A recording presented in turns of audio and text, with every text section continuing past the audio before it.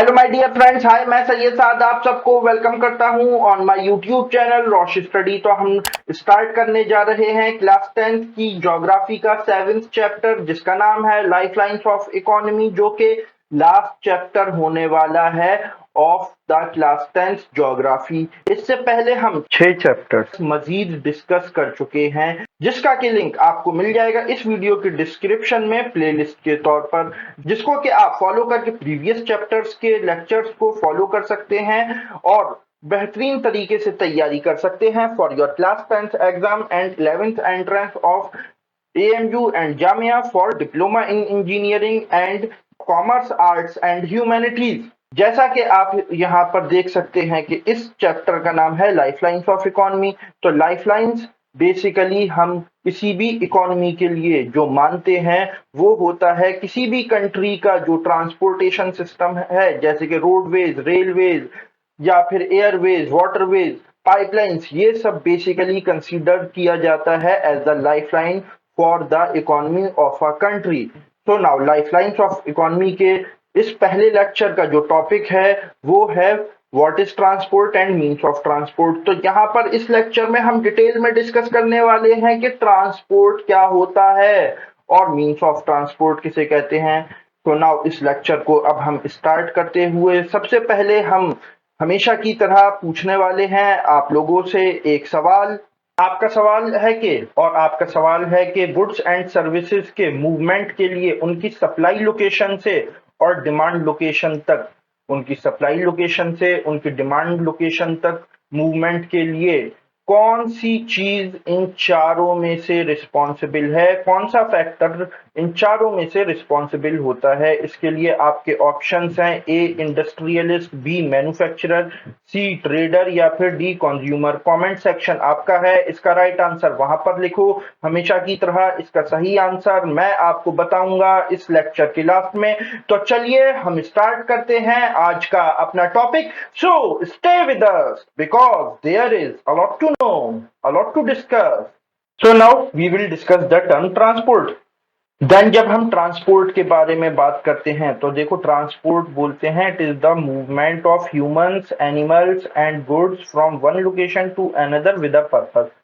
यानी कि जब कभी भी ह्यूमंस या फिर एनिमल्स या फिर गुड्स यानी कि सामान किसी खास मकसद के साथ, किसी खास पर्पस के साथ अपनी जगह बदलता है, वो एक जगह से दूसरी जगह मुंतकिल होता है, शिफ्ट होता है, तो इस प्रोसेस को हम बोलते हैं ट्रांसपोर्ट। और ये जो ट्रांसपोर्ट होता है जब इसे ह्यूमंस कैरीड आउट करते हैं, यानी कि जब कभी भी ह्यूमंस ट्रांसपोर्ट का यूज करते हैं तो इनके यूज करने के पीछे यहाँ पर हमेशा दो पर्पज होते हैं, या तो होता है पर्सनल या होता है कमर्शियल। देन एक सवाल ये कि हमें ट्रांसपोर्टेशन की जरूरत ही क्यों पड़ती है। तो ये बात आप अच्छे से समझ लो कि किसी भी कंट्री का जो डेवलपमेंट होता है वो बेसिकली डिपेंड करता है प्रोडक्शन ऑफ गुड्स और सर्विसेज के ऊपर, और इसके साथ ही साथ उनके मूवमेंट के ऊपर, यानी कि जो गुड्स और सर्विसेज हैं, जैसा कि हम जानते हैं कि ये एक जगह से दूसरी जगह अपने आप से मूव नहीं कर सकते, यानी कि ये अपनी सप्लाई लोकेशन से अपनी डिमांड लोकेशन तक खुद से नहीं जा सकते। तो इनकी सप्लाई लोकेशन से, गुड्स और सर्विसेज की सप्लाई लोकेशन से उनकी डिमांड लोकेशन तक उन्हें पहुंचाने के लिए हमें जरूरत पड़ती है यहाँ पर ट्रांसपोर्ट की और ट्रांसपोर्टेशन सिस्टम की। जैसे कि आप सपोज कर लो कि किसी एक फैक्ट्री में कोई बिस्किट बन रहा है, तो वो जो फैक्ट्री है वो उसकी बेसिकली मैन्युफैक्चरिंग लोकेशन है, उसकी सप्लाई लोकेशन है, तो वो वहां से खुद से और मार्केट तक नहीं पहुंच सकता। उसके लिए हमें जरूरत पड़ती है ट्रांसपोर्टेशन सिस्टम की। और जिस कंट्री का ट्रांसपोर्टेशन सिस्टम बेहतर होता है वहां पर जो इकोनॉमी का डेवलपमेंट होता है वो भी बहुत तेजी से होता है, और वहां पर इकोनॉमी ज्यादा तेजी से बूम करती है, फ्लरिश करती है। बिकॉज बिकॉज वहां पर जो फैक्ट्रीज हैं और जो मार्केट्स हैं उनके बीच का गैप यहाँ पर बहुत हद तक घट जाता है। वहां पर जो डिलीवरीज हैं वो एफिशिएंट होती हैं, फास्ट होती हैं, और इसके साथ ही साथ टाइमली मैनर में और डिसिप्लिन मैनर में सारे काम चलने लगते हैं जो कि इकोनॉमी को डेवलप करने के लिए, उसे फ्लरिश करने के लिए बहुत ज़्यादा इम्पोर्टेंट होते हैं। एक बेहतरीन ट्रांसपोर्टेशन सिस्टम एक बहुत बड़ा फैक्टर होता है किसी भी कंट्री की बेहतर इकोनॉमी के लिए। इसीलिए आप देखिए कि ये जितनी भी डेवलप्ड कंट्रीज आपको दिखते हैं, चाहे वो रशिया हो, यूएस हो, यूके हो, फ्रांस हो, जापान हो, जस्ट यू नेम इट, इनके पास क्या है? इनके पास है रोड इंफ्रास्ट्रक्चर, रोड नेटवर्क, या फिर एयरवेज, या फिर वाटरवेज। प्रॉपर इनके पास जो ट्रांसपोर्टेशन सिस्टम फैसिलिटीज इनके पास हमें देखने को मिलती हैं। या फिर वो गल्फ कंट्रीज जिनका के नाम आप आजकल बहुत सुनते हैं। ठीक है, तो इन सबके डेवलपमेंट के पीछे जो बेसिक फैक्टर है वो है ट्रांसपोर्टेशन सिस्टम।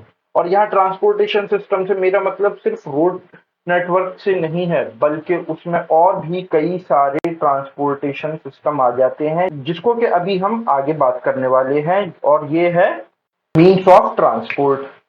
देन जब हम मीन्स ऑफ ट्रांसपोर्ट की बात करते हैं तो सबसे पहले तो मीन्स ऑफ ट्रांसपोर्ट की मीनिंग क्या है? मीन्स ऑफ ट्रांसपोर्ट यानी कि ट्रांसपोर्ट करने की क्या क्या तरीके हैं।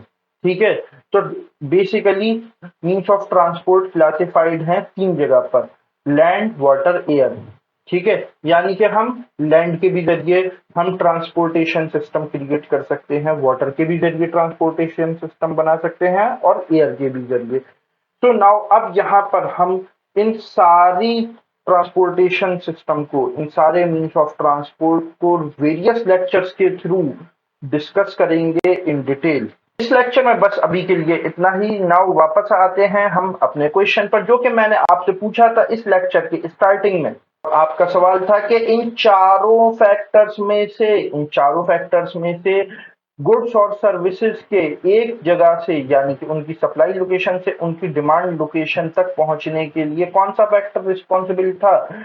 और इसके लिए मैंने आपको ऑप्शंस दिए थे: ए इंडस्ट्रियलिस्ट, बी मैन्युफैक्चरर, सी ट्रेडर, या फिर डी कंज्यूमर। तो इसका राइट आंसर है सी ट्रेडर। यस माय फ्रेंड्स, जो ट्रेडर होते हैं वो ट्रेडिंग के लिए जो गुड्स हैं, जो सर्विसेज हैं, उनको एक जगह से दूसरी जगह ट्रांसफर करते हैं, मुंतकिल करते हैं, और उससे ही वो अपना प्रॉफिट बनाते हैं।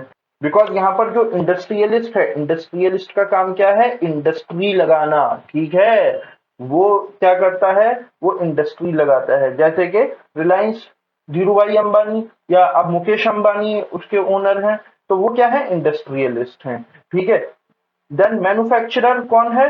जो मैन्युफैक्चरर है वो बेसिकली वो फैक्ट्री जो कि गुड्स को मैन्युफैक्चर करती है। जैसे कि पार्ले जी की फैक्ट्री पार्ले जी बना रही है, या फिर कोई कॉस्को की बॉल बनाने वाली फैक्ट्री वो बॉल बना रही है। ठीक है, कंज्यूमर कौन होता है? तो कंज्यूमर बेसिकली वो एंड मेंबर होता है जो कि फिनिश्ड प्रोडक्ट को इस्तेमाल करता है। बट मैन्युफैक्चरर से और कंज्यूमर तक जो इस फिनिश्ड प्रोडक्ट को पहुंचाता है वो पहुंचाता है ट्रेडर। तो इस सवाल का सही जवाब क्या है? सी ट्रेडर।